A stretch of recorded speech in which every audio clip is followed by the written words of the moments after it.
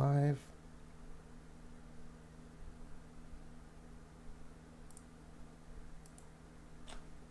Wait a minute. Am I live? Why didn't...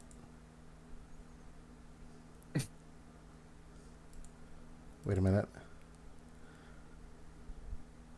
It looks like we're live. It looks like we're live, but I didn't get the pop-up that we were going live. And I don't see the chat on the screen or I anything. don't either. Apparently we're Wait a live. minute, am Sorry, I live? guys. Why did... We're actually live, so I'm making an idiot of myself.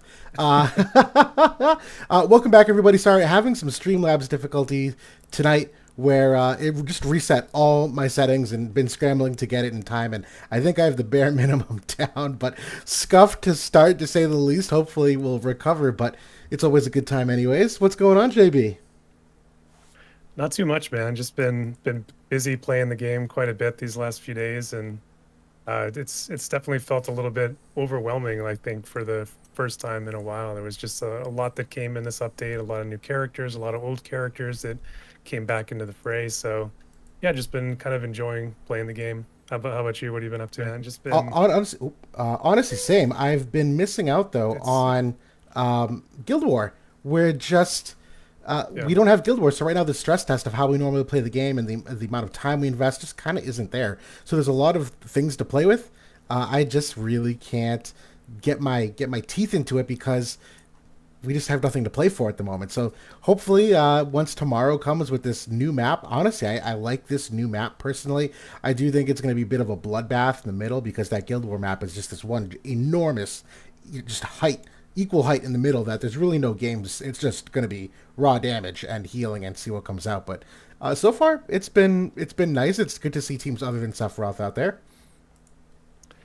Yeah, it seems like you're going to have two buffs at best, I think, in most situations. There's going to be difficulty to get off any sort of third buffs, and maybe even your second buffs might be in jeopardy, depending on the speed and range situation of, who you're up against. So, yeah, I mean, I'm always, it's always good to change up the maps, every month and kind of make it a little bit different at least. But yeah, like I said, a few different characters came in. We had the whole Final Fantasy Tactics crew basically resurrected, and I kind of got right in there and went right into Agrias and awakened her and reincarnated her, and it's been fun breaking her out again. Been really I enjoying that. I did the same. I was never the biggest Agrias fan. I really genuinely enjoy the character. Don't get me wrong, but I'm at the point now where I realize she did get likely some of the strongest upgrades. Orlando did offensively, but there's still some things in his kit that are, I don't want to say holding him back, but maybe could be meta related to he's not great versus the magic meta no matter how you cut it. So this could be a difficult time for him too. But at least Agri's still the status effects is kind of timeless in that sense, and they've given her enough upgrades that I too went ahead and max reincarnated her, and I'm looking to be using her with Gilgamesh and Joom and Exia and that whole ice water synergy, in addition to all the red mage capabilities that she has. I think she's a really solid rainbow tank just because she's so self-contained, that she's got the regen and she can do those status effects, which are valuable, really, like no matter what team you have. It's a really, really fun time. Yeah, I mean, in terms of Orlando, I think that, I mean, comparatively, versus a lot of units out there, he's actually fairly strong against magic on paper. But the problem is we're seeing a lot of Sottily right now, and if you're lightning, he's coming for you. It doesn't matter who you are. It doesn't matter how much magic reduction, how much wide resist you have. He's gonna blow you up, and yeah, that's the challenge for all the lightning units. Ramada, even the new Halaya and now Sid kind of have that to deal with. But they are strong characters, and in other matchups, I think they do quite well. They absolutely blow up Exia. That's for sure. Yeah.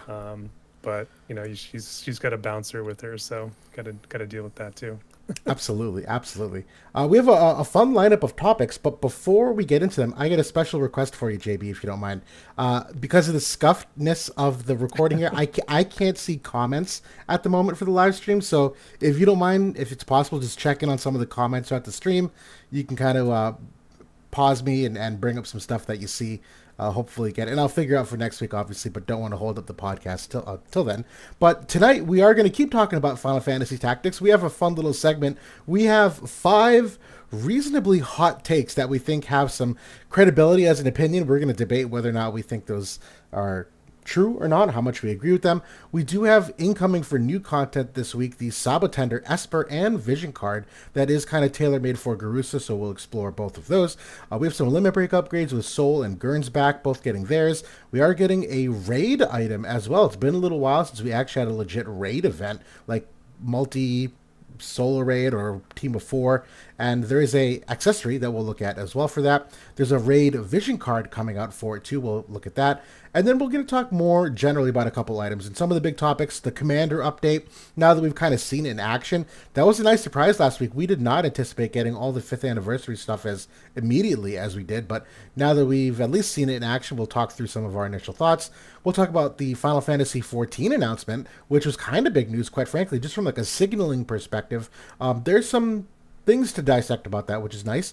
And we will look a little bit more at Yuna and Paine in particular. I know Riku's got some info too. We're not going to go deep into them, but they're coming. We want to get to know them better. And finally, we'll try to cap things off with the part 2 of a little bit of our unit review look back, where now that time has passed on some of these units, we'll do a quick little look back at whatever we had for opinions and just to see how those opinions may have aged overall.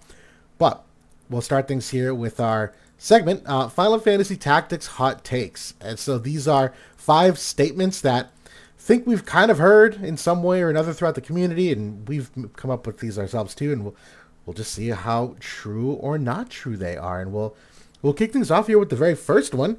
You should see it on the screen now. The hot take number 1, Agrias is now the best tank in the game. Is that a hot take? Or is there some truth to that, JB? Actually, I don't think this is a hot take. I think this is just objectively true at the moment. Not only is she good at tanking and pretty balanced in terms of she's not like gangbusters against physical, but she can take several hits at least.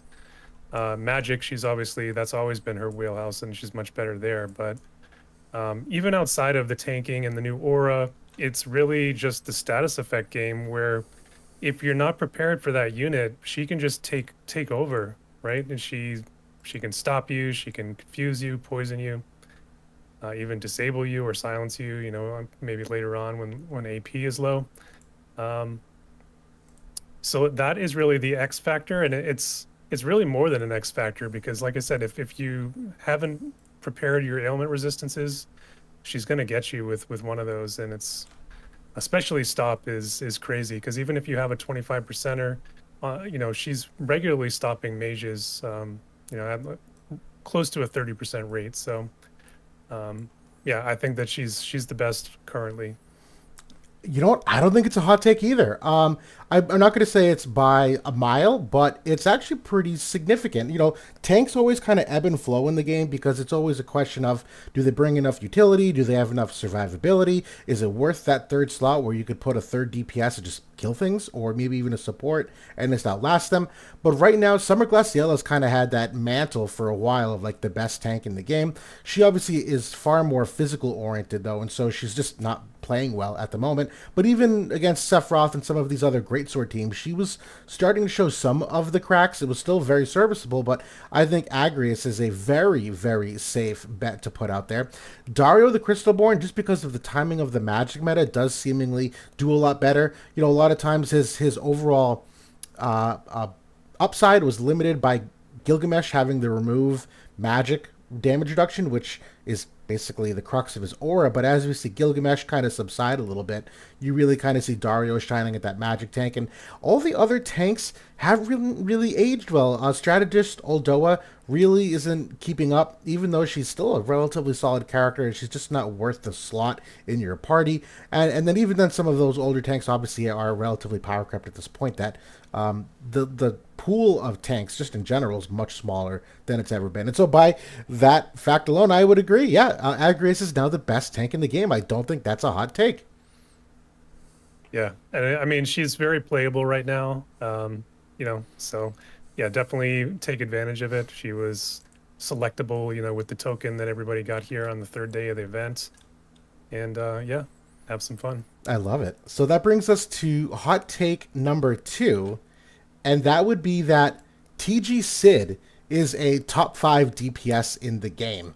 They did a lot to address his deficiencies. They gave him agility on the Nagnarok weapon. They gave him a chunk of penetrations, AoE respan, and he still has those great imperils.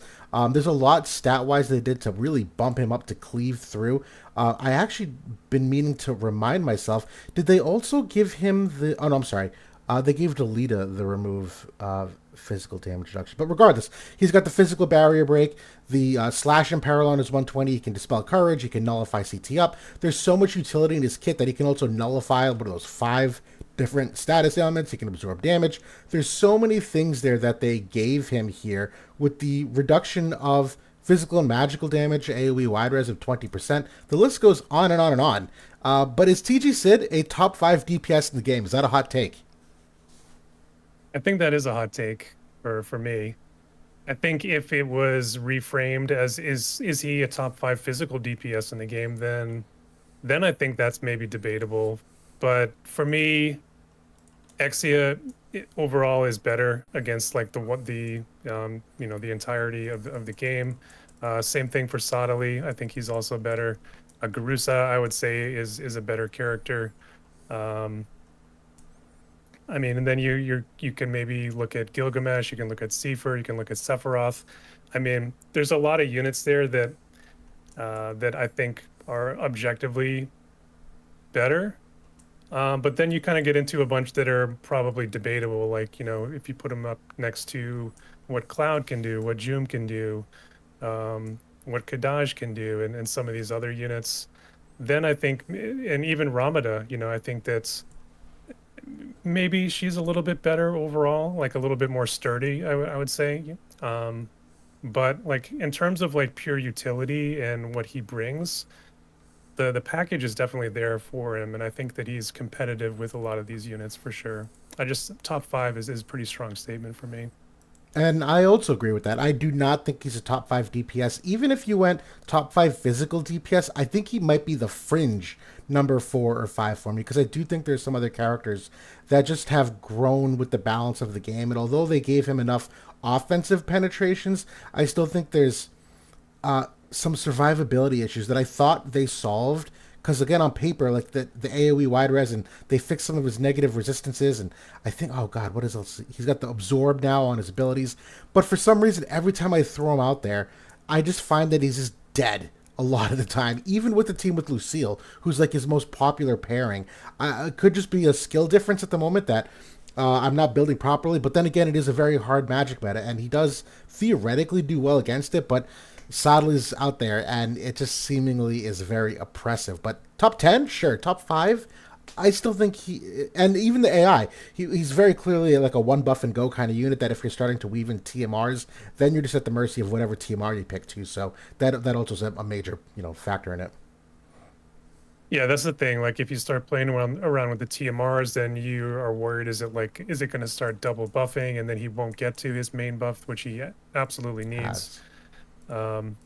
So yeah, I thought that he would feel a little bit stronger against magic than he actually does, just because he does have that huge 20% passive. He's got the wide res, he's got the positive resistance now, which he never had in the past. And yeah, he especially, if he gets like hit consecutively in a round, that's really where it starts to ramp up, because then that self buff that he has from Crest of the Black Lion falls away after 70% HP, and then whoever kind of lines him up next like is able to do a lot more damage.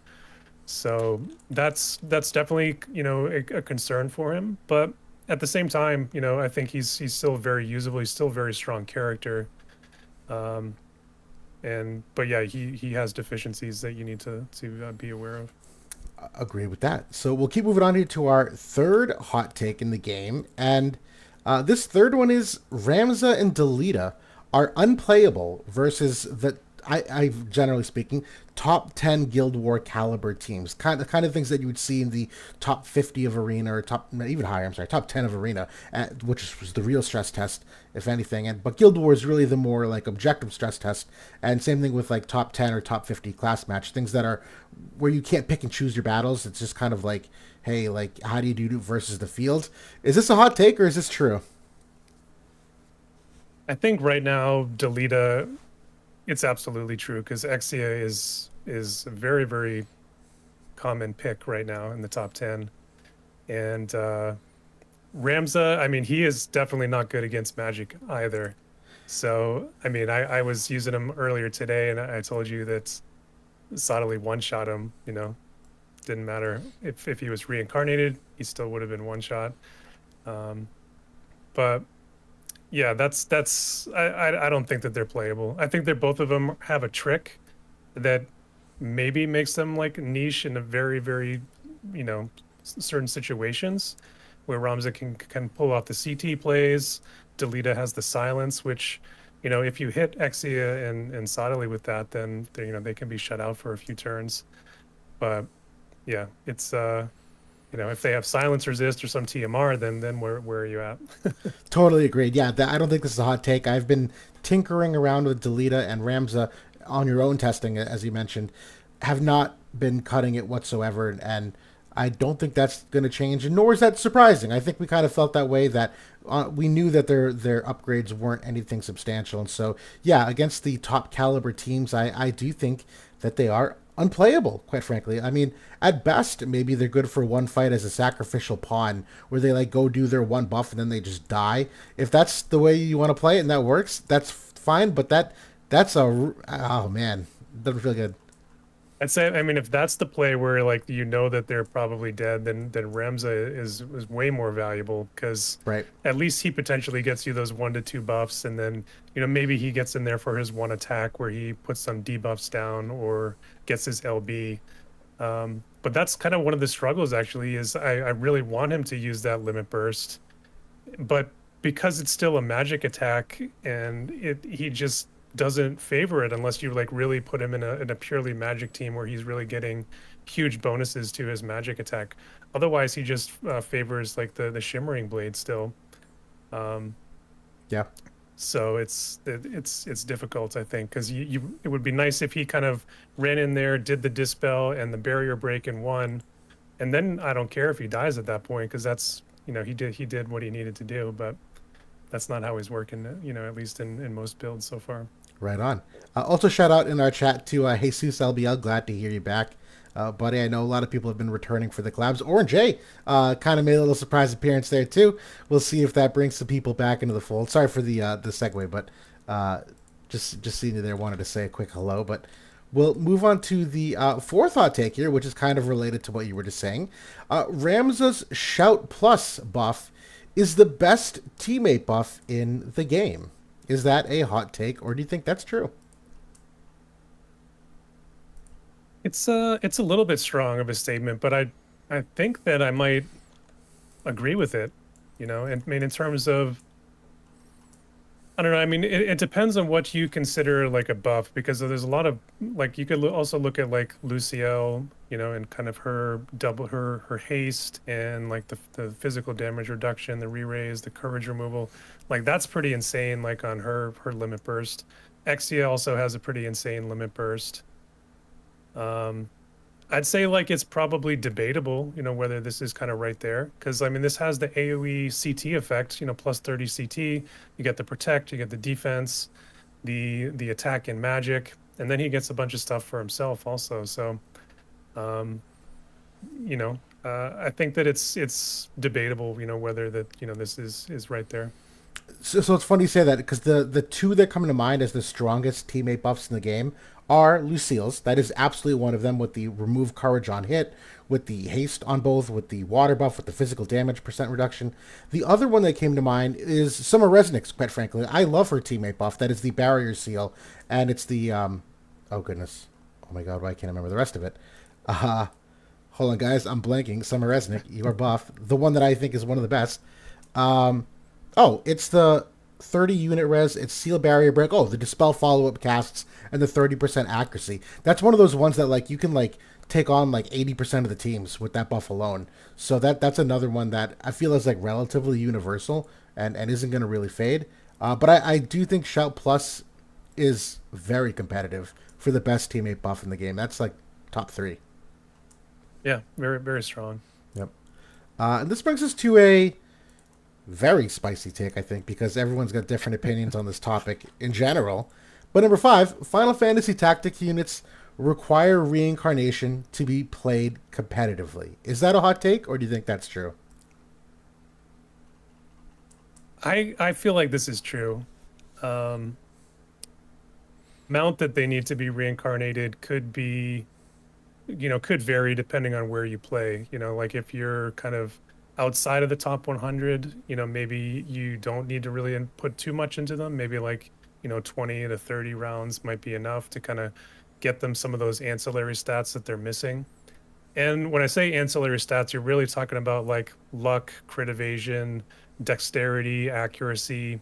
These things are they're like so far behind the curve, compared to the next generation units.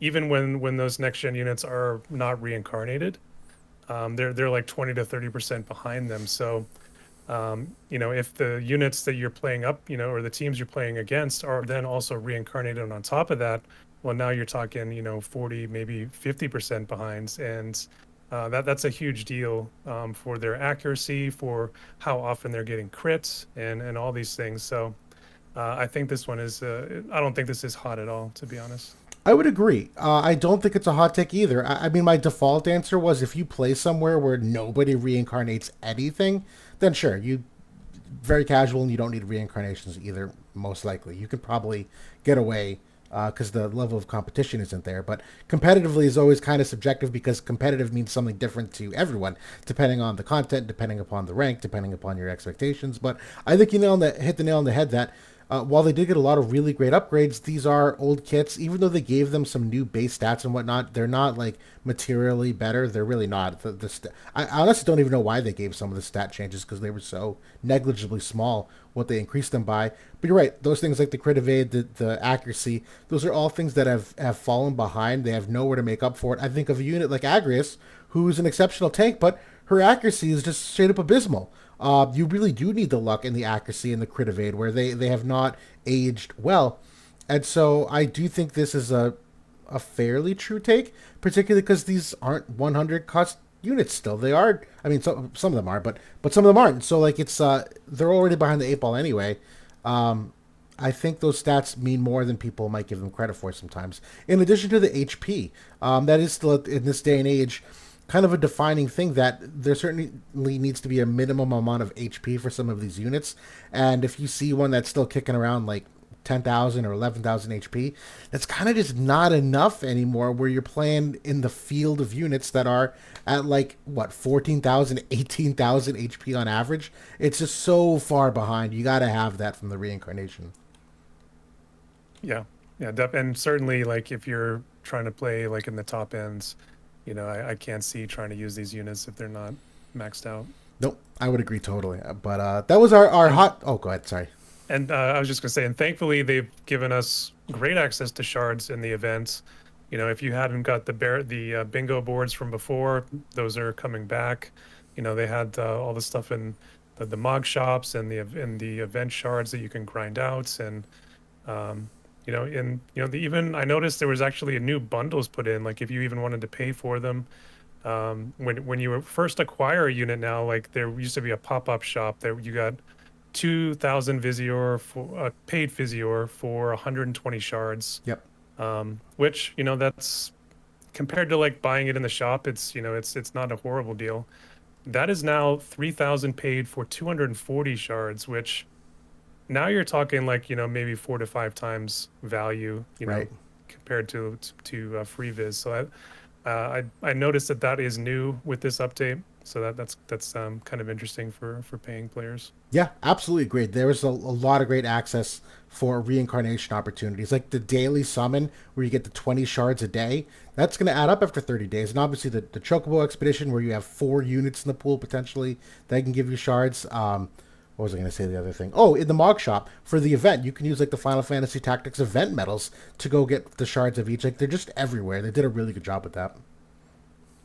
So I'm gonna I'm gonna throw an audible here and Ooh. throw a sixth hot take here. Oh, give it to me. Th this is the best rerun collaboration that they've ever run.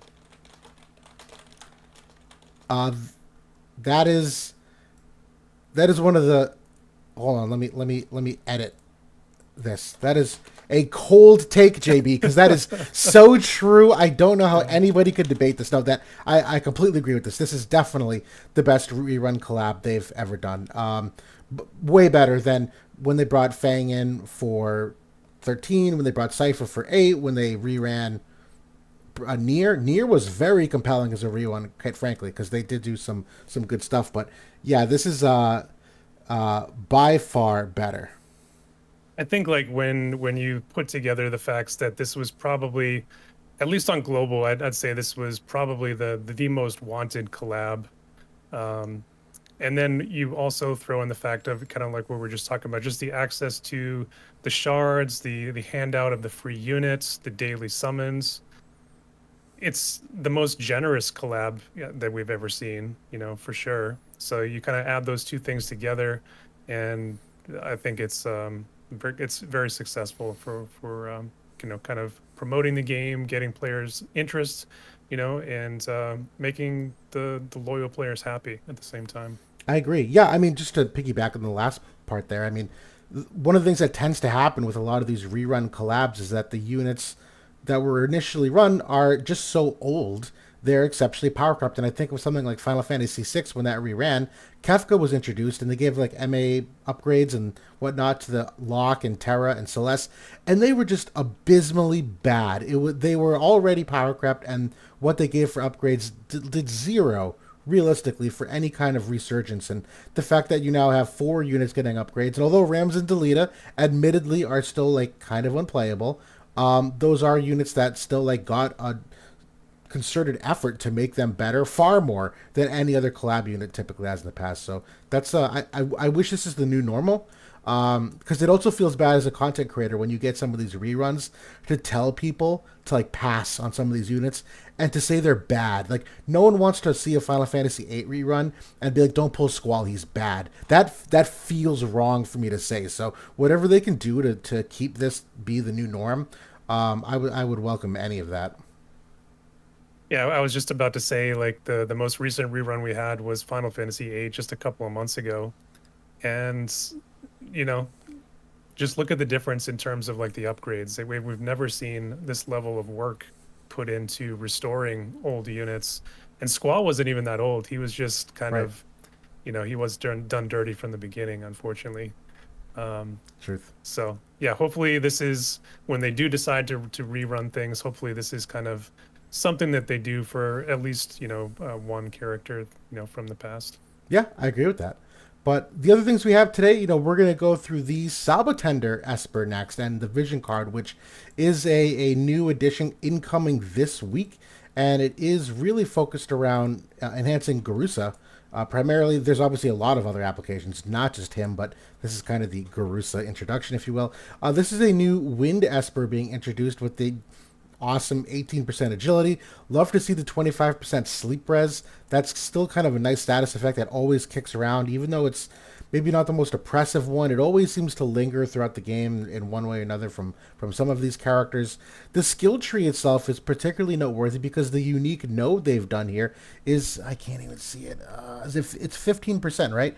15% physical AoE wide res. Yeah, it is.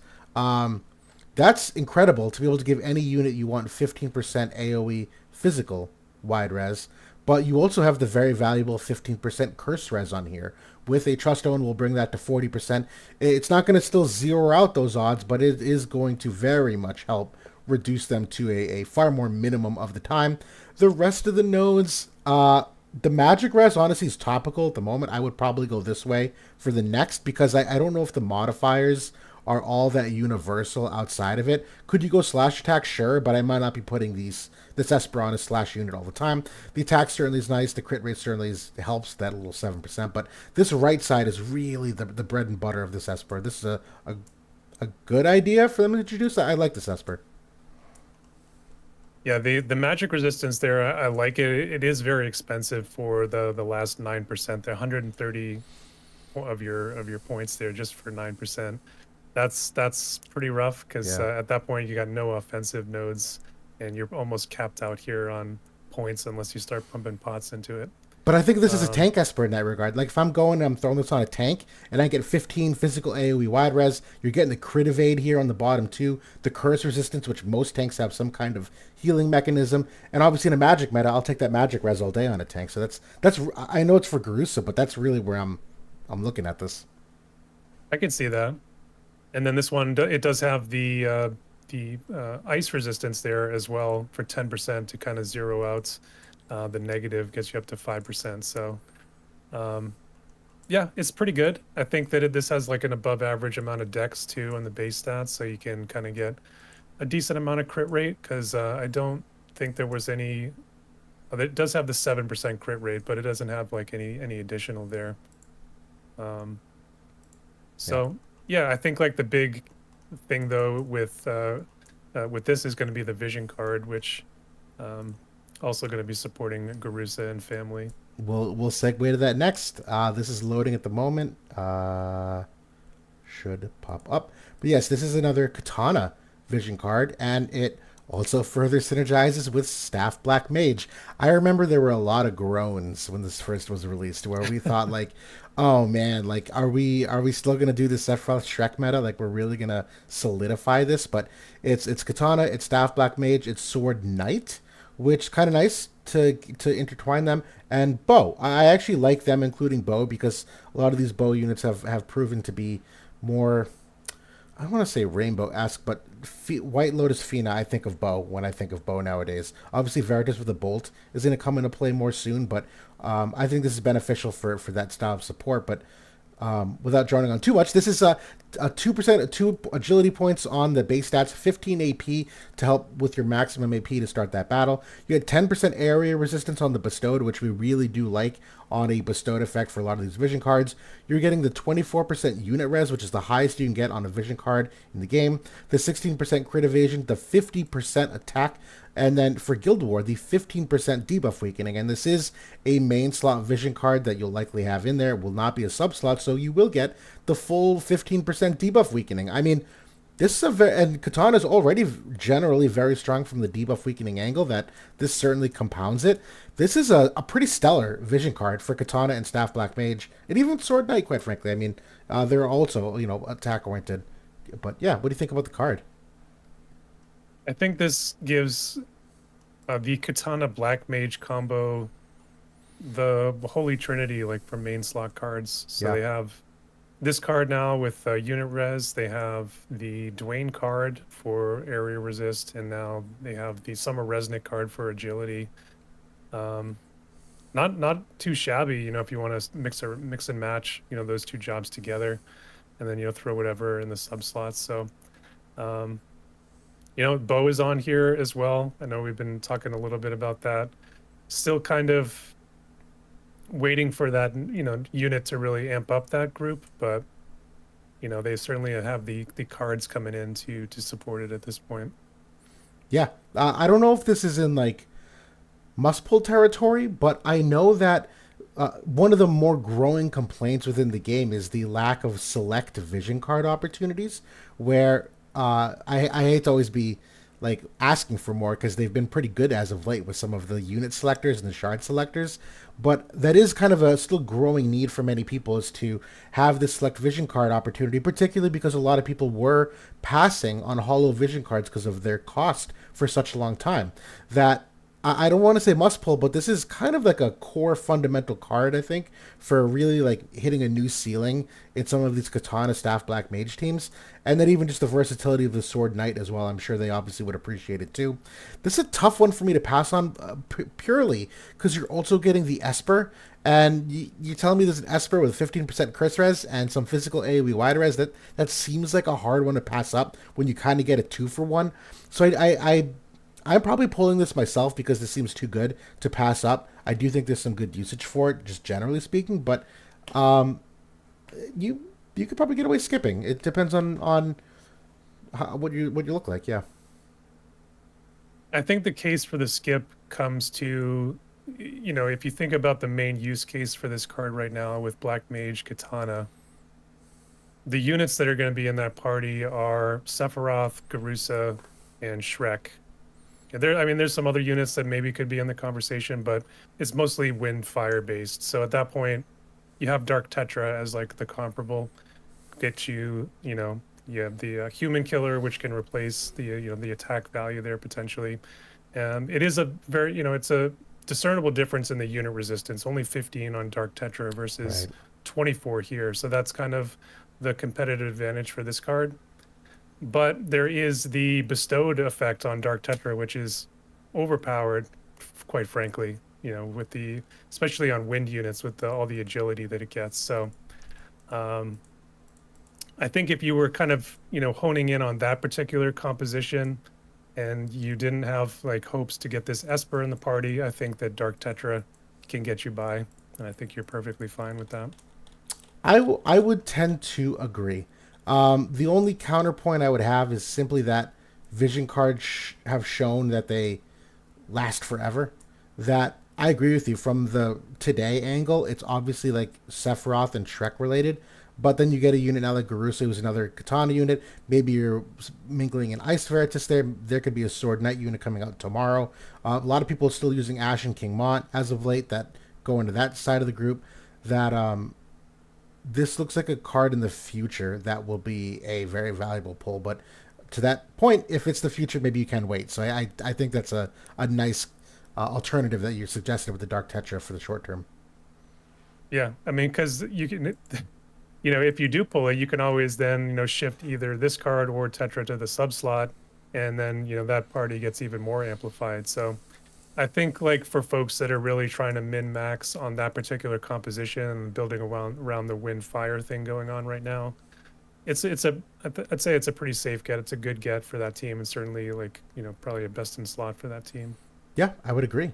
But we'll keep moving along here. We have a couple limit break upgrades that we wanted to talk through, and one of them is for Soul here, who got a really nice MA2 just recently. We were looking for that limit break to really kind of polish it off, and I'm not seeing it. Wait a minute. What is going on? Uh, in JP, I don't see it live. Didn't he get a limit break upgrade? Is it the MA2 that he's getting then? I thought that. Oh, it's the MA2. Yeah. I thought it was already live. I could have sworn he already got his MA2. No, okay, thank you. So, I think they might have announced his limit burst upgrade, but I don't think it's actually come onto JP yet. okay, that We're finally gonna get it. yeah. So the MA2 is the 20% reduced magical damage, which he sorely needed. He does have a bit of a magic weakness, and I don't know if it's enough to keep him relevant with the current magic meta. I still think it's too overpowering. That this is not going to actually do anything for him. I think once you're outside of a magic meta and you're taking some random chip damage, that sure this can come in handy. But I also think that unless Gilgamesh really makes a return, that was really Soul's big upswing in the last 6 months. Was he just absolutely destroyed Gilgamesh and honestly even destroyed Summer Glaciella despite that elemental disadvantage. He did really well versus her, and even for her, they gave her some anti-magic upgrades that kind of helped that matchup. But this is what he needed. I don't think it's going to do much though in the short term. Yeah, I think it just solidifies him in that particular niche against Gilgamesh, where, previously, although he could blow up Gilgamesh, Gilgamesh could also do a real good number on him as well. So I think this tips the scales a little bit further in Soul's direction in that matchup, which, that kind of gives him some spot or niche usage, for that particular unit. Yeah, and heck, even when Ice Jaden comes out here, I know Missile Res is not like anyone's forte at this point, but if that's another magic scaling ice unit, this could certainly come back and be relevant in that matchup. We obviously don't know anything about Ice Jaden, but we know he's magic scaling missile for the most part, so we'll see what happens with that. Yep. And the other one We should here, know in a oh, yeah, couple weeks. we will. Yeah, your prediction, I think it's a good one, is that he's going to be similar to Helen of the Black Rose. It'll be a simultaneous release, that when JP gets him, we will also get him. There is precedent that they have done that before. Joom the Spring Celestial was another one like that. That I think that's a compelling prediction that he's going to go live for both. Yeah, that was what I said. As soon as I saw this week when we logged into the patch and all of the 5th anniversary goodies were coming in a month early for us, which actually made those even better for us than even in JP, just because we got access to the units even faster on the select. So, but yeah, I said Jaden is a lock. We're gonna get him in a couple of weeks. I agree. Which brings us to the MA2 then for Gernsback. And you know what? I'll be honest. This is not the worst MA2. This is a built-in courage, like we saw Skahal get, like Ketone had, and he is a unit that desperately needs it. He is a unit that would absolutely get just blown up in a variety of places. They also gave him the 25 unit res pen and 10 healing power. This unit has never really been good, quite frankly. He came out during the Bridal Alaya meta, and despite the elemental disadvantage, he was a little bit of the Bridal Alaya counter in that he could also counter Soul at that time too. That although he didn't do like the best versus her, he at least could like handle Soul for a good amount. And I think that's what they were aiming for on paper, because at that time, Soul and Alaya were like, you would just run them together in many teams. And I think he tried to come out and do both and play with the upswing and Pierce. That Pierce Vision cards were getting a lot of love, and there were some other Pierce units, but he just never was a compelling top end play. And I still don't know if this fixes it, but for cost limited stuff, man, I think it's really worth a second look at again. I like this. So 3 different effects here on the MA2 that, and 2 of them are quite substantial ones. Unit res pen of 25 and then a built-in courage. This, like as far as MA2s go, like this is top of the line. So they really are trying to give him a good bump here. And like you said, he absolutely needed it because he didn't really hit the mark when he first came out and was largely unplayable, even throughout like where water was being played at a significant amounts, earlier in the year. So I like it. I am kind of tentatively thinking I don't really see it outside of limited, but it certainly is a nice upgrade. Right, and just to reiterate too, the whole thing with like the Skahal courage that we call it, I still maintain this to this day. That was an exceptionally strong MA2, but it wasn't possible without Resnick pocketing him. You need someone to constantly bring you back above 70%. And although Gernsback is kind of designed to do that, where he's got where is it? Some damage absorption here in the kit. I think it was just this bottom ability. Did he have it somewhere else? I could have sworn he did. Um, no, maybe that is it. Outside of that ability, he's not really going to do much to heal himself, so you will likely need some external someone or other to do that. But if you do, that can constantly bring him back above 70. That is pretty amazing for him. That's really where you want to build upon it.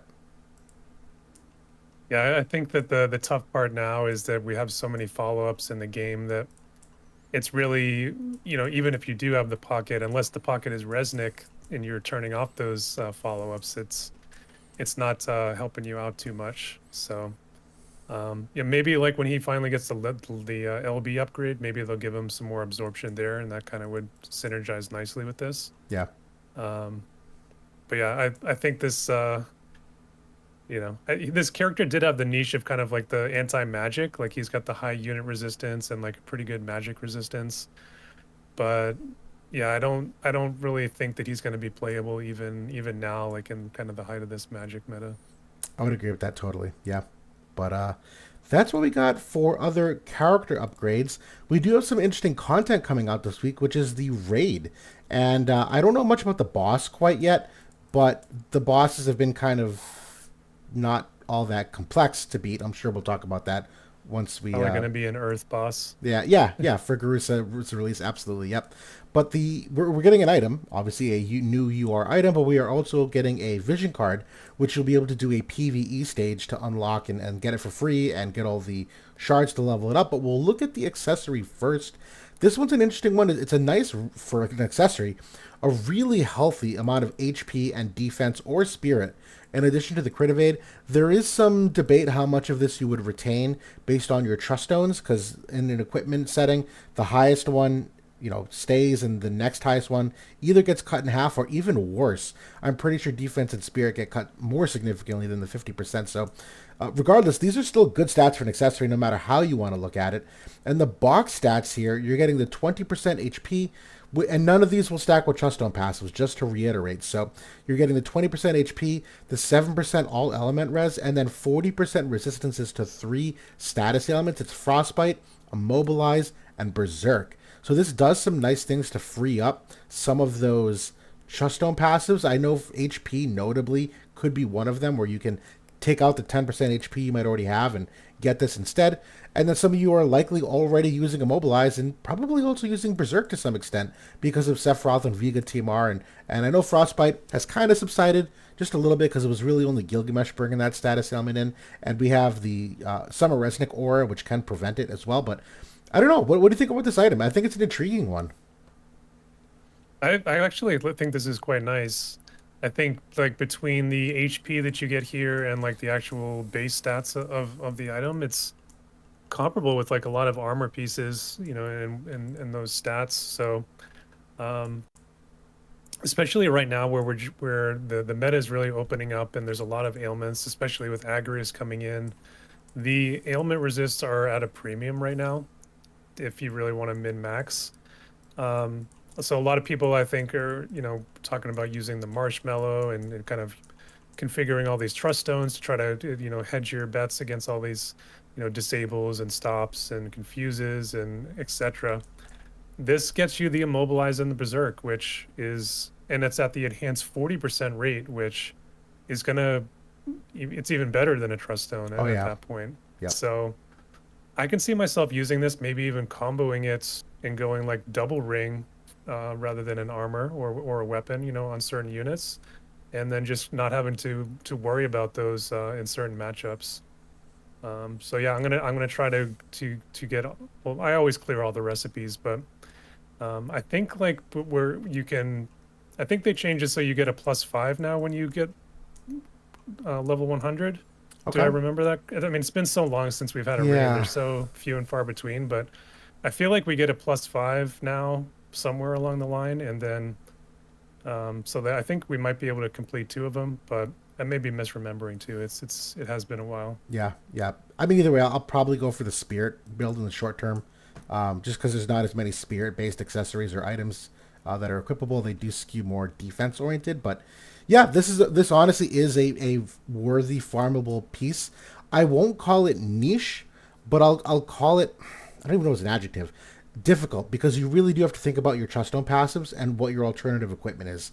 This is one of those ones where you have like a specific matchup in mind, and you're like, I just need to hedge against this one or two, and I need to cover my bases on this other one, and the unit that I'm using, maybe has some guaranteed hits and I don't need the Alex ring, or maybe they don't need the weapon, I can do something else. Like, it's so nitty gritty how you have to think about the application of this. That doesn't make it bad. I just think it makes it difficult for the average player to appreciate the value of this, but this is a nice addition to what you can potentially put into your team building. Yeah, and like you said, it does free up multiple trust stone slots for a lot of players. So if, to your point, like if you're not somebody that's going to, when you do get this and equip it, you're not going to then go in and edit your trust stones.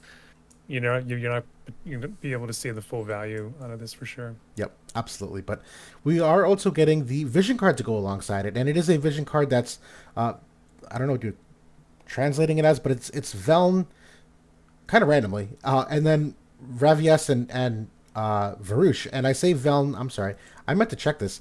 I thought this was random because I am caught up in the lore of the game at the moment, and Ravies and Varouche do have some scenes. I don't know why Veln is there though. I meant to look this up earlier to say translate the lore. One second. Do they have something here for Veln? No, her name's not even mentioned down below. Good lord. Okay, well, my tangent aside, maybe they'll release the new story and I'll figure out why she's in there. But this is a four category or four job grouping. It's Ninja Blade, which is by extension Dagger at this point too, because we are gonna get that upgrade. It's not live yet. Ninja Blade and Dagger are still separate, but for all intents and purposes, this is a Dagger card. Spear, Katana, and Sword Knight. Now it is some initial AP, acquired AP, decreased AP consumption. There's a fair amount of critical damage on the bestowed. Relatively low base stats. That 91 attack and 85 magic are pretty paltry. And then for quest, this does increase the max damage limit of the 2,000. It's not the full 2,500 that some cards have, but an interesting card. I'm not all that high on it for general purpose usage. Could be worse. It's free. I can't complain. I don't know. What do you think about the card? It's interesting. Yeah. I mean, like if you really are having some AP issues, for certain teams, or you really need to hedge your bets there, it's a very unique card in that way. Like we don't have any vision cards in the game that have these type of effects with the initial AP for sure. There's no cards that have that as a party effect. And then like the quest mode getting the max damage there maybe could be interesting on some of the teams like Earth that doesn't have their own max damage vision card. Because it does have like the crit damage bestowed on there, so like maybe it could be an interesting PvE card. I don't know, I'd have to look at some of the builds, but yeah, I mean it's fine. It's a freebie, you can easily grind these out as you're doing the raid, so you just have to do the quest afterward to get the shards. Yeah. So yeah, you can add it to the collection, get the hollow mastery. No, I agree. Yeah, no, totally. I'm sure. I'm sure we won't find a use for this card. If anything, maybe very niche. This does strike me as a nice like quality of life card for a newer player that isn't thinking about the Zizabels or the AP management or converting your TP cost to see how much AP you have left. And it's like if this is just like a throw the card out there so you can use the unit, like I could see that being a good like general purpose of application. Maybe even something for like farming stages where you just want that extra AP so your units aren't buffing or basic attacking. But outside of that, I don't see this being a compelling like competitive related pull. Yeah, because there's no offensive effects here for the party. There's no defensive effects. It's literally just AP. So Right. at that point, you're really only limiting to like physical units who maybe have a smaller AP pool. And at that point, you can even like cut out the majority of the newer units who, they have, done a much better job with the AP management by and large the last year to 2 years as they did, compared to like first and second year units. So yeah, it's going to be niche at absolute best. Definitely. But it does bring us to a couple of these, we'll call them like open-ended topics. We're just going to spitball here. And one of them is about the Commander update that went live this week. That was a really welcome surprise when starting up the game because Ramada pops up on your screen is like, hey, let me teach you about this. And I was not expecting that. But yeah, this went live, and it's basically a function where you select a unit. Right now, only MR Rarity Mont is selectable. He will give a buff to everyone on your team, regardless of anything. And then there are certain job-specific buffs and then element-related buffs that he can pass on.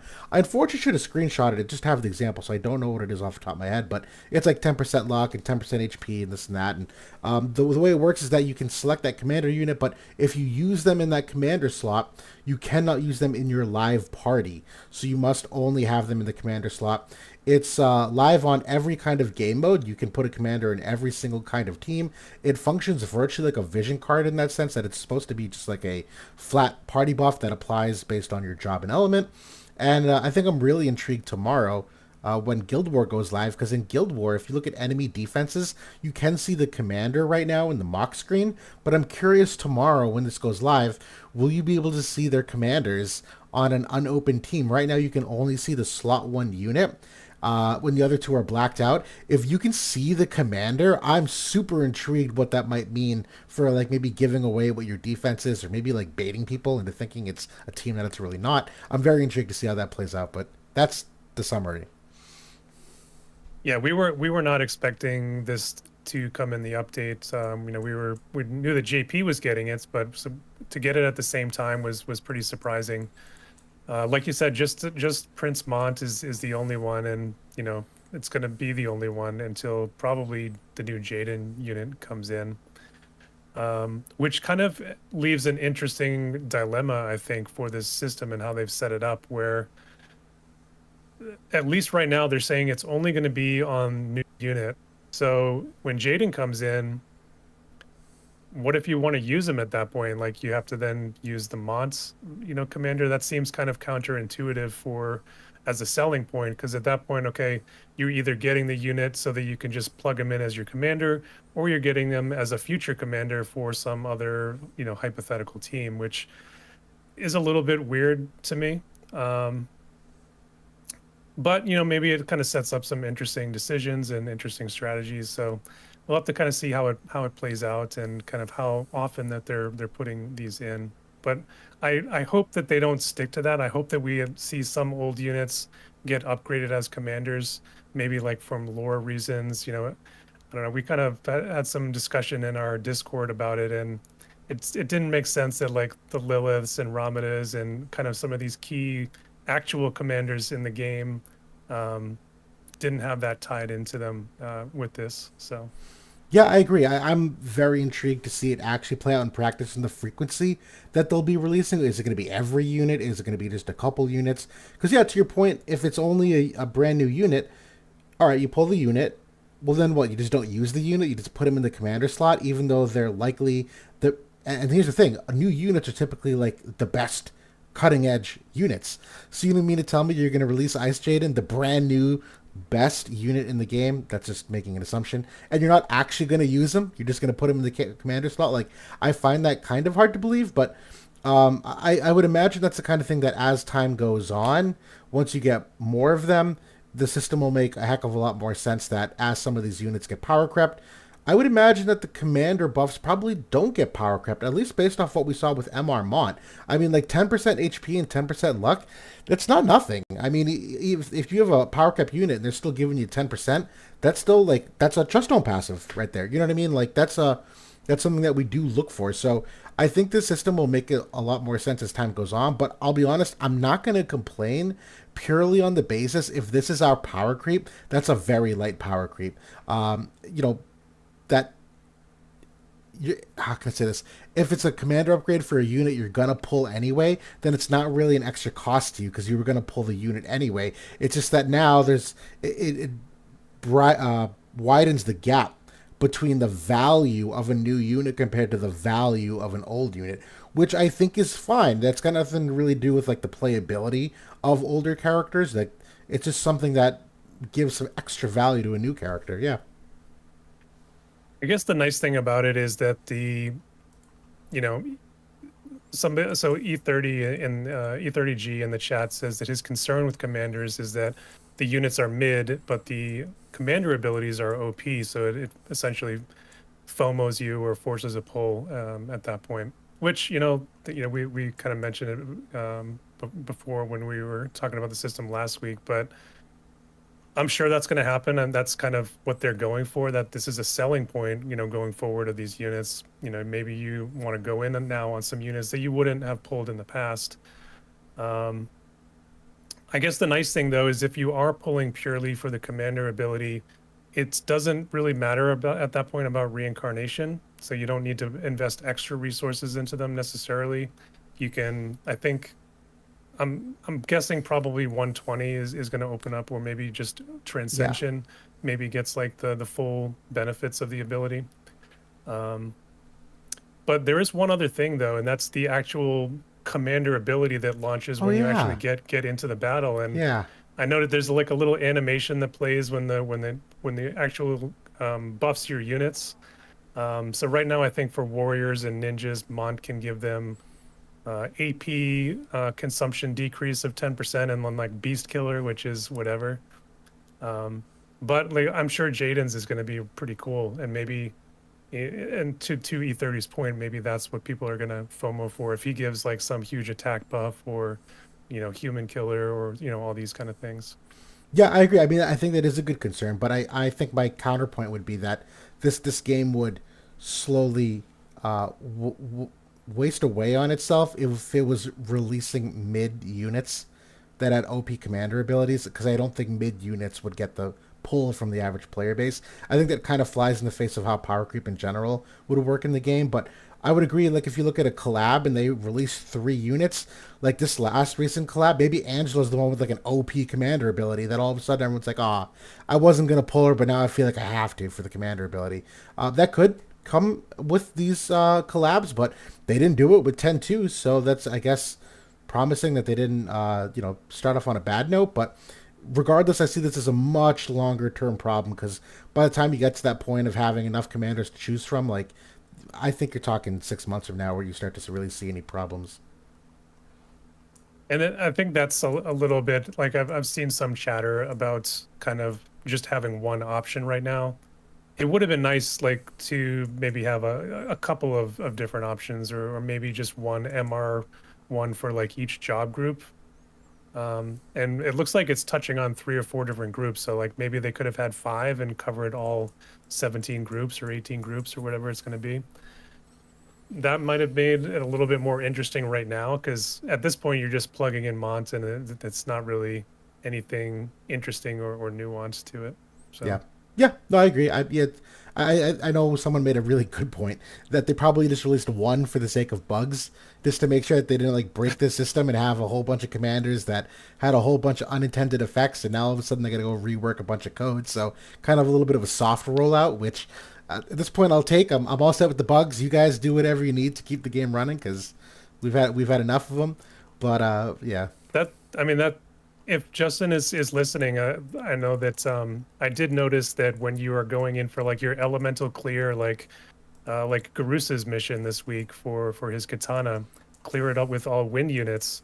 If you had Mont in there as your commander, but you had the rest of your party, your normal party as wind units, it doesn't proc the mission for you. So you like have to take Mont out if you had him equipped and then run it again to get your wind clear. So that's kind of weird and I don't really like that about it. But yeah, that's some feedback for the team if they're listening. I do agree with that, and we do have some other good news. Unfortunately, I don't have anything to necessarily share for it, but that is not what I wanted to do. Oh no, it's okay.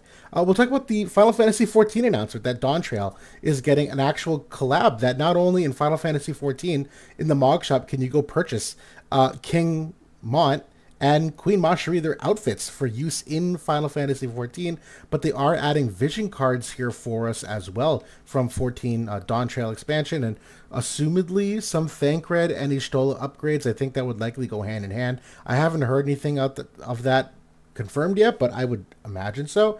But this is a pretty monumental thing they're doing for a variety of reasons, and I'll talk more in a second, but get your pulse on it first. What do you think about the announcement?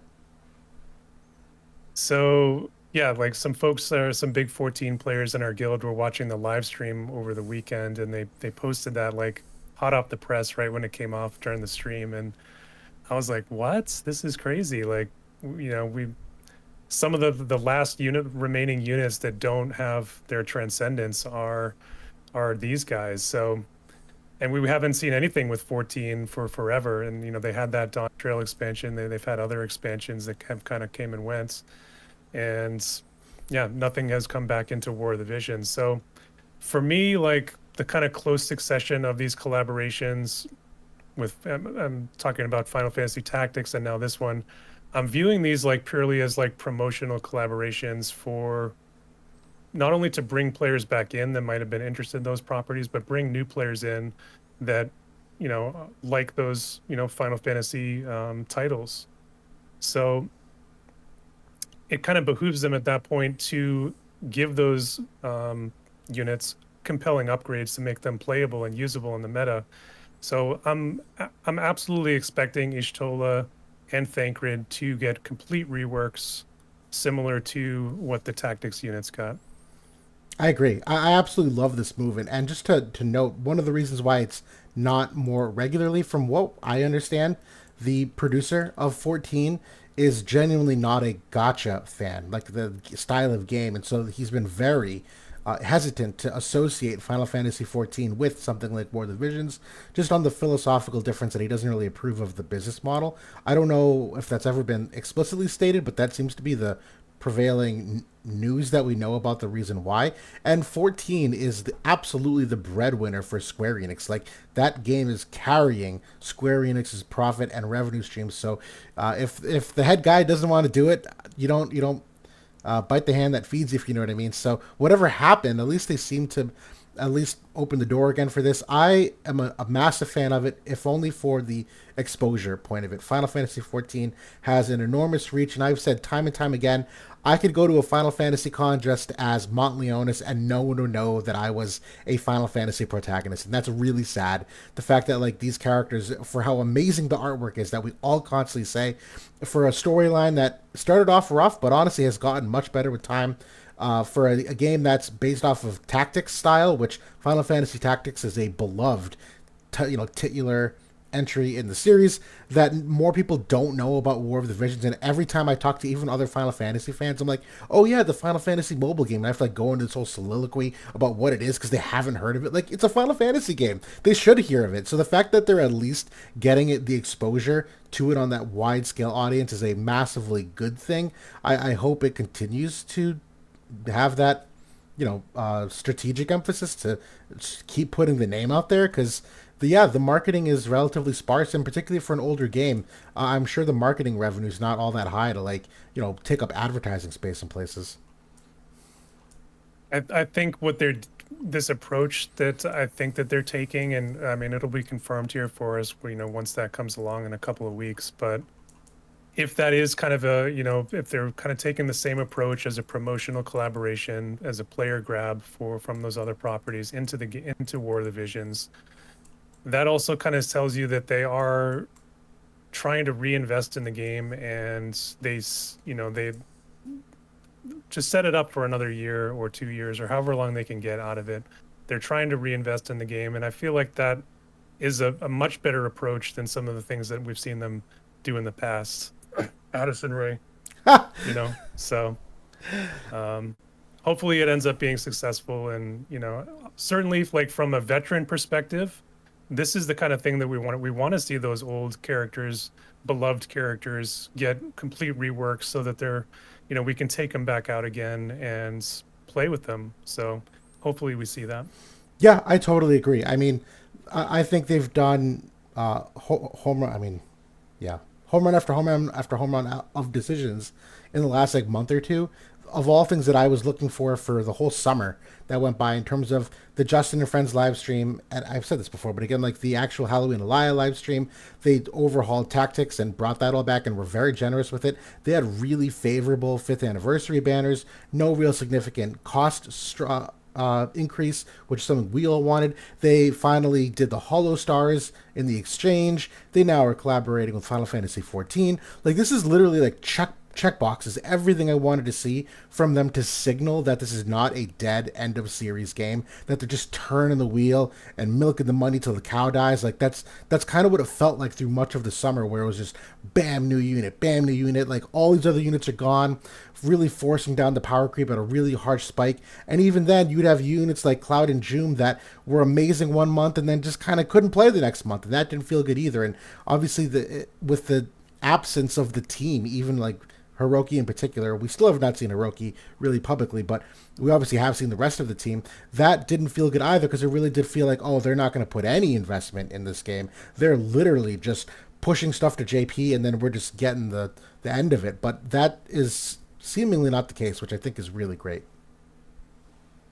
And I mean, to your point there, in terms of like the rapid release schedule, and that has really not stopped. But I feel like if we are getting things like tactics, and if they take that same approach with 14, and they continue to sprinkle maybe a couple of those in every so often, it's a little bit easier to overlook some of those other things when you are being generous and getting these other reworked characters and freebies and things like that. So, and at least maybe if you can't pull it, it also gives those free to play players something to do, something to play with.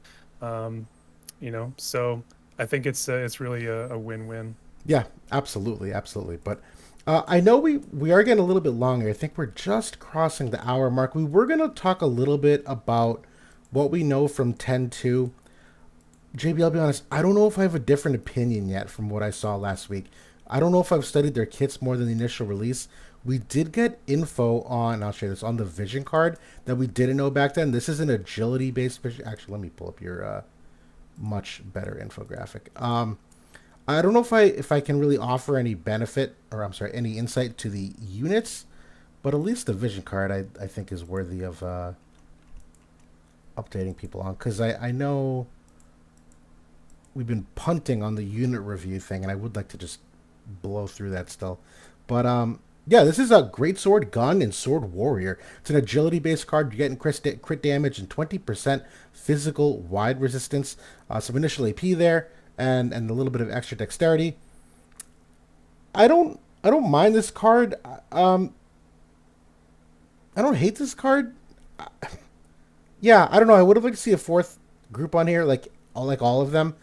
Gun and Sword Warrior is not one that I see often. I know Gun and Sword Knight kind of has some stronger bones somewhere, but it's nice to at least see Greatsword on another card like this, because Greatsword is perennially kind of like the catch-up that I think of, because like some of these units are so easily to slot in some of these other teams that if this sets up new synergies for Greatsword, I do like having them as kind of like an equalizer with Joom and Cloud. And I'm not going to say A2 because she's kind of faded pretty hard, but maybe. And then obviously Dark Veritas um, coming in too, that he's part of that conversation.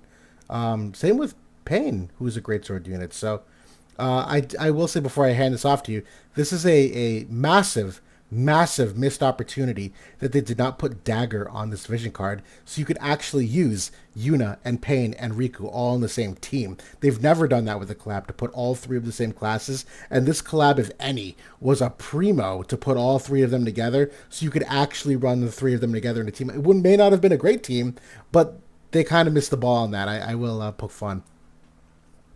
I remember we talked about that even during like the Final Fantasy IX collaboration, where it would have been so fun to be able to run Dagger and Zidane and Vivi together, but the cards just weren't there. You could do Dagger and Vivi on his card, but that was about it. Yeah.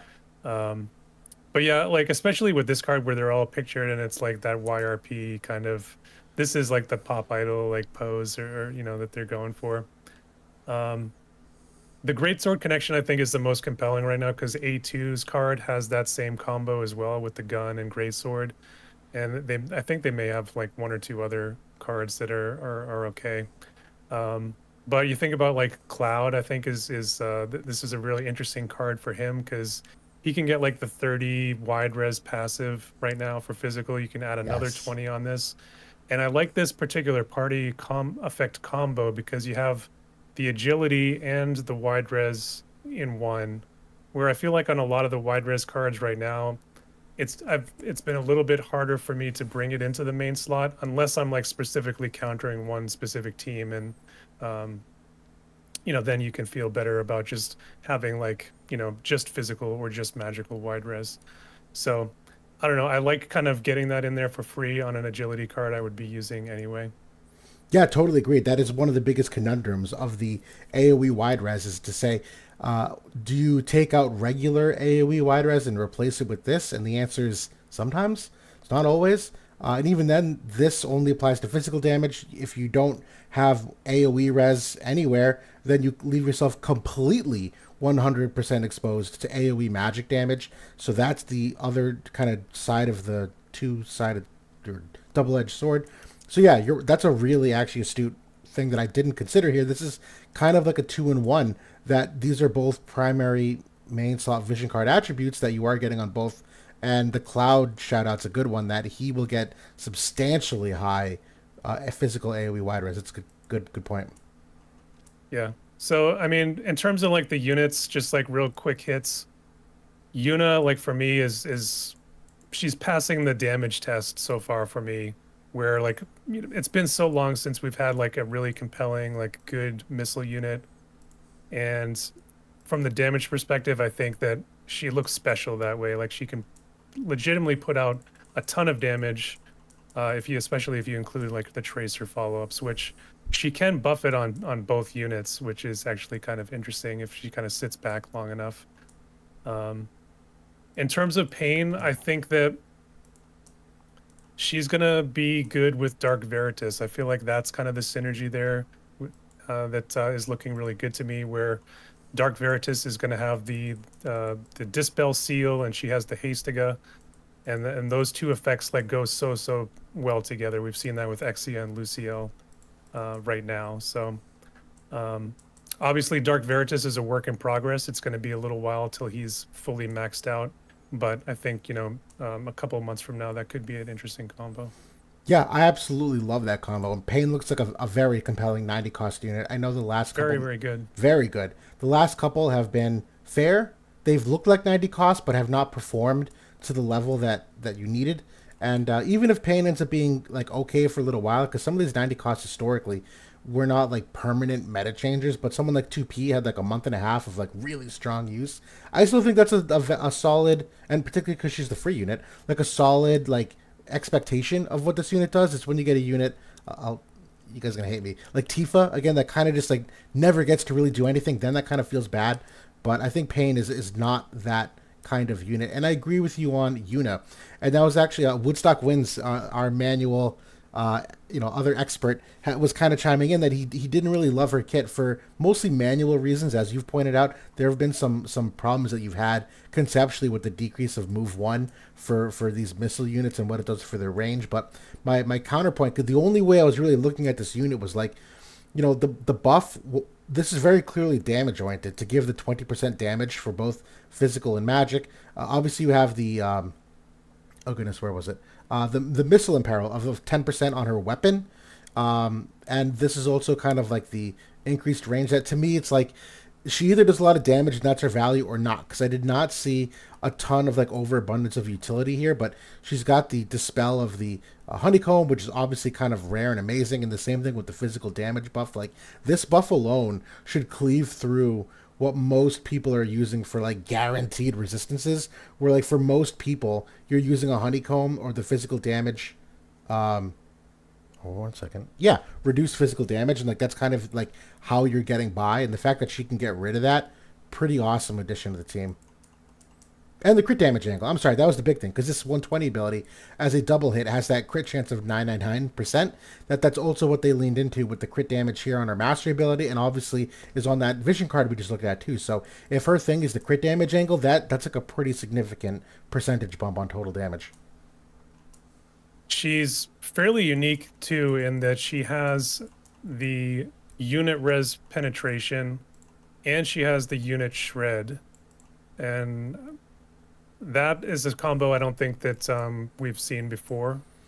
I think Maxi, who's in the chat here, was actually asking about that in the main core the other day, and we were kind of thinking about past units, and I think that she is the first one to have that particular combination. We've seen it on units that have like the AoE res pen and the AoE shred, like Sephiroth, for example, was the first one to do that. So I think that's one of the things that actually makes her damage potential pretty special. The other thing, like in terms of utility, she does have the re-raise seal on her follow-up buff there, the untranslated effect. Oh, It's a re-raise seal and a CT null that will happen when the tracer hits the enemy. So the it's CT null actually is pretty, enormous. yeah, it's pretty powerful there on that effect too. So she's looking pretty solid. I still though, she still needs the other piece of the puzzle. Like right now, people have been running her with light or light dark over in JP, and it looks decent. It looks okay, but nothing that's really blowing me away. I think that like when Jaden drops, I think that's when she's probably going to make a jump to like a meta class type team. I think it's a good prediction. I like it. I like it. But I think that concludes everything we wanted to go over for the Final Fantasy X-2 upgrades, we were gonna do, and we'll try to condense this to keep it nice and short and sweet. The unit review where we say like, hey, let's go back in time. How did these units pan out to what we predicted? We did the first half of this already a couple weeks ago, where we were looking at Joom through Gilgamesh, I believe. We paused there, so we were gonna look at Lucielle, Seifer, Lotus Mage Fina, Summer Resnick, Shurecca, Ramada, and Lilyth. I think we were going to stop there. And I do know that there was a time where you actually paused on your unit reviews. So I think a couple of these we don't have like an infographic for what you did, but certainly we had opinions from the podcast that we can kind of still generally Yeah, speak yeah. to. But yeah, we'll kick things off with Lucille, who was the first one here, and I kind of compiled what I had for report cards and what I did for my like quick bullet summary. And to me, like this unit can play in every meta team, very self sufficient, enormous support. I gave her an A+. I think that's more true than ever. She actually was like worse 3 months ago because of Sephiroth's influence. And I think you had one here too. This is obviously a much nicer infographic, but um, I'll let you kind of speak to this because you're a little more familiar with it. What you were thinking with Lucille at the time. Yeah, so like everything looked really good to me. Like this was our first taste of a next generation support unit. We hadn't seen Resnick at that point. We hadn't really seen Fina either. The haste plus heal back and the innate courage dispel is continues to be a massive highlight for this unit. We kind of went through a phase where courage wasn't seen quite as much, but it's come back here now with Exia, where it's been really strong against her. So yeah, she had some troubles though for a real long time because of Sephiroth, and that was he was really kind of the main thing that I think was holding her back from being S tier. But I think now that the conditions have changed, she is there. I agree. Just for fun, just to expand on this unit, this is the first support I've ever max reincarnated. Um, the long story short of it, I actually don't think it matters. That being said, that was my impression through the Sephiroth meta, where she was kind of limited anyway. I am going to reevaluate that analysis. And the long story short of why I did it, I had a prevailing theory that a reincarnation for support, that extra magic stat that you give them, could likely be the difference between how often you exceed like your units being topped off above their threshold of like whether or not the healer AI kicks in or not. And for units that have really strong offensive abilities like hers, where she's got that piercing disable ability, to me, my theory was that if a support has really compelling offensive capabilities and you can give them an opportunity that they don't need a heal bot as often because they have a higher magic stat, they'll just like naturally over time heal your teammates above that. That if they can weave in an offensive attack, that's the difference between winning and losing. And my theory was if she can like weave in a disable mid fight, disable someone, and you win because of that, then the max reincarnation was worth it because she maybe wouldn't have done it otherwise. That hasn't been true yet. We'll see if it ends up coming true, but I still think that there's some bones there, but we'll see. I mean, I've kind of have pumped a few into her over time as I've kind of gradually accrued more shards, but um, yeah, I don't think that it's absolutely necessary. I think Definitely that's not. kind of one of the nice things about supports is that they're usually the last to die, and I think like the most compelling thing is like you mentioned, it could be maybe some healing, could be maybe some chip damage that is a little bit better. But I think for the majority of people, it's not really a factor. I completely agree. Right. That was my conclusion too. It's really against some top end stuff potentially where there's been some fights where I've taken a team to turns because they literally can't kill her because her health pool is just like too high and she just heals too much and Yeah, she yeah. can carry the garbage time sometimes. If it's two like weakened units that are coming after her at the end, yeah, she can win sometimes. Yeah. But that, thank you for the segue on that. I thought that was a fun little wrinkle to throw in there. But we will look next at White Lotus Fina, who came out relatively soon after. My opinion was an A unit. She was still a really solid support. I still believe that. A superb support that can deal with curse, though not 100% of the time. That was always my big issue, was that would she use the limit break too early to heal up teammates before Sephiroth actually used the curse limit break, in which case that whole value in her kit is gone. She still has the angle of being a really superb healer that has the weakening of enemy buffs in half, and she can heal status elements a lot more reliable, which obviously is very important nowadays more than ever to heal those ailments. And even yours here, you nailed it. Like a white mage style support. She had the full life capability, which has been quite some time since we saw a unit that had that capability. But I'll let you speak to her too. What do you think about Fina here? So this was kind of the last character that I have officially reviewed, and I didn't make a video for it. I just kind of posted the details, but um, yeah, we got two support units kind of in quick succession there with Lucielle, and then this unit. Then we actually got Resnick as well, kind of all right in a row, which was very bizarre. But one of the things that I really like about this unit is the debuff ceiling on. She only has one attack in the main kit, but it's a large diamond AoE. It gets the CT minus 25. It gets this debuff ceiling, which, on some of the units that are coming through, like Garusa is a big debuffer. This can be very effective, I think, against that unit potentially. So I think, like, depending on the matchups, I think that her kit really can shine more. And then you think about too, like her real nice synergy with Cloud, where Cloud has the shell removal seal, and Fina is coming in with her heal and constantly refreshing the shell. So even if Cloud loses it early in the fight, he'll get it refreshed later on, and maybe it can snowball from there. So yeah, I think she was really the first taste of like anti-curse tech as well with her limit burst. And also she has a self buff that can kind of go against that. We saw like some nice usage with that as well. It just turned out that Resnick did the job better and ended up being the preferred one. But I think that she's fine. I think she's pretty good, and like in certain niche scenarios, I think she can potentially be one of the better choices. But overall, I think Lucielle and Resnick have the support edge. I think so too. Although I just pulled her on the 120 select, so I'm very excited to theorycraft with Nice. her in the modern era, where now we have all this bow support that I think she is still trending upward. Quite frankly, as long as Sephiroth's not around, I think she still has some interesting capabilities. I really want to reevaluate the ailment angle of her too, where her base heal can cure a bunch of things. Mhm. But that brings us next to. Did I have this out of order? I must have. I did not. Oh, I did not do a Seifer review, which is kind of crazy. We only talked about him on the Leonis support, but you did do one here. I will say, I think I overestimated Seifer. I think we saw him as Bradley 2.0, and he was never Bradley 2.0. He was really good.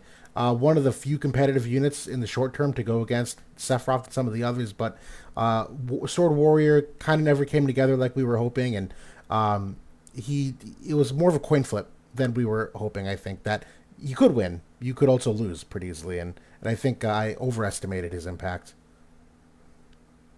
Yeah, I think that he is a very competitive unit, and like depending on the setups, like you can get him to work pretty well. I think like the best team that I ever saw him with was with Cloud and with Fina. I thought that team was pretty good. And then like you could also mix him in with pure great sword, like you could do like Cloud, Joom, and Seifer here. But I think that he really needs the barrier dispel seal, barrier break seal. Unfortunately, he doesn't have that, and there's no. I mean, you can mix him in with Resnick, and that's probably the best way for him to get it. Um, but I think there was. I think like you hit the nail on the head when you said like the warrior teams just really weren't enough to give him some more compelling team options, because you were looking at like the new Lucio unit, and that was really about it.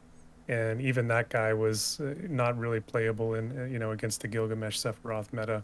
So um, yeah, I think that it was just maybe not the right time for him. If Warrior continues to improve, I think his kit is still very good. I think he's still a good unit, but he just hasn't really had that top of the line feeling for me quite yet. Yeah, no, I agree. I think once we see Sephiroth subside a bit, I think all these units are going to see new life and be usable in ways that they just haven't been in the past couple months. So I think Cypher's got some timeless things about him that I actually am looking forward to seeing what he can do in the future still. Yep. But just a couple others. We'll try to get through some of these pretty quickly. I don't think we need to overanalyze these too much. Summer Resnick was an A. In hindsight, that really should have been an S. I think on the Leona support, we were saying she's an S, and on our tier list, we did too. I think I really sold her short here on the A. But I think I pretty happy with this. Excellent support, built to play with multiple metas. That's really what it was. She kind of brings one little component of everything to shut down what Shrek did, what Gilgamesh did, what Sephiroth did. Yeah, still a stellar unit, still one of the best units in the game. Yeah, I mean, follow-ups are still around, so I think that, everybody likes Lucielle and what she can do, but Resnick is still very, very good too for other reasons. The follow-up dispel and the barrier break seal are still very, very compelling parts of her kit. Besides the great healer that she is, to begin with. So, very strong unit, still a strong unit, and I think she'll be around for a while. Yeah, no, I agree. Shurecca, this was not a slam dunk easy one. That was an S tier unit, meta defining unit that can play with the best. That is still true today.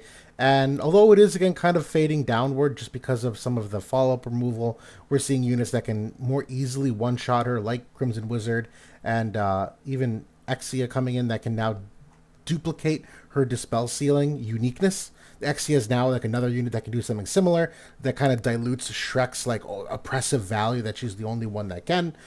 She's still top of the line, one of the best units in the game, bar none. I think that was very obvious. I think us getting us getting Resnick a month early took a bite out of it. It both helped and hurt Shrek at the same time. So it hurt her from the fact that she was absolutely dominant for that month, along with teaming up with the previous meta of Sephiroth and Gilgamesh, where nobody could get rid of their follow-ups, and you just dead in You one just die. round. So thankfully we didn't necessarily have to deal with that because Resnick came in and she became the meta revolved around her because she was holding down that particular comp from being truly transcendent. So still on her own, like an incredible magic damage. The follow up, if she gets those early hits, the barrier break, the honeycomb dispel, and the limit burst does so much damage. So yeah, she's still great, and I'm sure a lot of people picked her up for free here this past weekend with the select and have been able to get their hands on her. So I certainly hope they did. The next one here for me was Ramada, who was a pleasant surprise in hindsight. I said genuinely great unit, but the bar is so high she falls short. I think I was too harsh here. I gave her a B plus. I probably should have gone low A minus, because I still in my head I think I underestimated just how well she could play with this meta. She did far more damage than I thought she would. She held up decently well versus the magic damage of Shrek. Her team building was a little more difficult.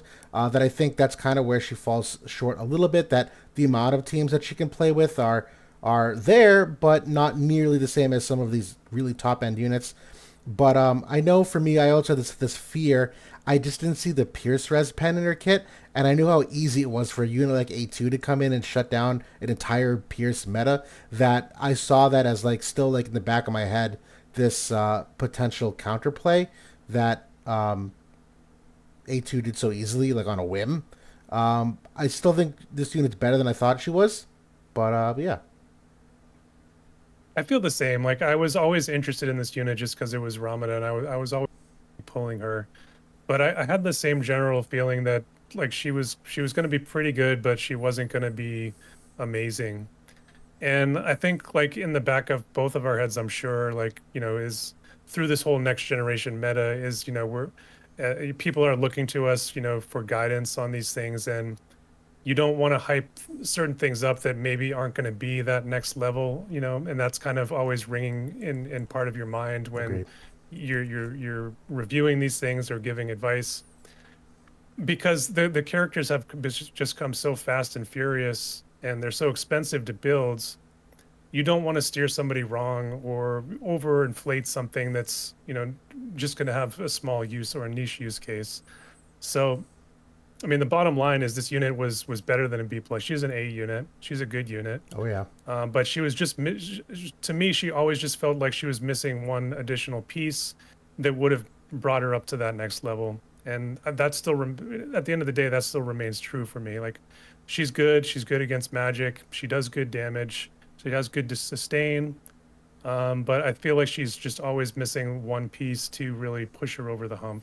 Right, and even the unit like TJ Sid isn't that unit. We've noticed that even playing her now, there's like a lack of dispel in that team that still hurts overall that you don't have no access to it whatsoever. If you still are pairing her with a unit like Lucielle and you get that haste removed quite easily, that doesn't really mean a whole lot either if it's gone so quickly. Even then, you might get a little too heavy in the lightning side if you're going Staff Devout, who's Lucielle, and Staff Devout and Pierce, where you are going heavy on the lightning side of things. That solidly comes in and just shuts you down anyway. That even my Halloween Elia, I think, is actually a lot worse in hindsight. And I thought she was going to be really great with Ramada. They're not that great together. On paper, it's there, but in practice, it's not. So, yeah, that's more modern thoughts. Yeah, it's still an A unit, still competitive, still can be used, just not going to be like the best of the best. I agree, and that finally brings us to Lilyth, the 70 cost light unit. And I just said, superb 70 cost unit just won't move the needle, and I think that's totally fair. I think she is a superb 70 cost unit and a great addition to that element and the sword warrior group, but is really kind of a boring unit in some senses that she doesn't really like do a lot to say like this is her special niche. It's kind of just like a numbers game of like not dying and just like debuffing and then like not dying more and slowly whittling away the enemy. It's not very flashy and it's not anything really like unique or special to her. It's just effective. But yeah. Yeah, this unit was also better than I thought. I think that like B like or high B is probably fair for her. Like so maybe this is like a little bit underselling. But there's clear deficiencies there. Like the accuracy is not the best I've ever seen. Like the double buffing situation, like with that great that her job is a problem. And I mean there's just a few little things that kind of add up to really not allow her to really make a huge impact. But like for low cost situations, like she's probably like close to 90 cost caliber, if not 90 cost caliber. Great stats like all around the board, like really good bulk, especially against magic with the innate barrier. And you can even put like an innate honeycomb on her too if you want to in the passives. So I mean I found her like against magic damage, especially if Resnick is behind her, extremely hard to kill. And that's kind of her niche. So Right. she can be played in certain situations for sure. Yeah, no, that's my other unit I got on the level 120 select, so I'm looking forward to finally putting her into play wherever possible. But I know we're running a little long. That's essentially what we wanted to cover, though, for kind of catching up on unit stuff, where just seeing how it stacked up in hindsight and what we're thinking about today. But, it should still be an interesting week here with the Sabotender incoming, with the raid incoming. I know everyone's really looking forward to Guild Wars so they can finally use those tactics units in the more regular application of where we play the game. But a lot of good stuff too coming in with 10-2. Maybe a missile meta. We'll see. That's been a little while since we've had one of those. That who knows? Maybe it'll happen. Maybe it won't. But a lot of exciting stuff nonetheless. Definitely. I've been kind of playing around with tactics in arena this week because they're not the full bonus, but 75%. Not too shabby. You can kind of get in there and get a pretty good amount of points with them too. So that's been fun. Definitely, but we'll hopefully have some more content as time allows for tactics in the upcoming weeks. Now that we've finally been able to reincarnate them and use them more, but per usual, thank you everybody for joining us tonight. Always love having you here live. Those watching, per usual, in the video replay, comments, questions, critiques, criticisms, all in the comment section. We love to hear you guys talk, and we'll hopefully see you next week on Monday. And that's about it for tonight. So JB, thanks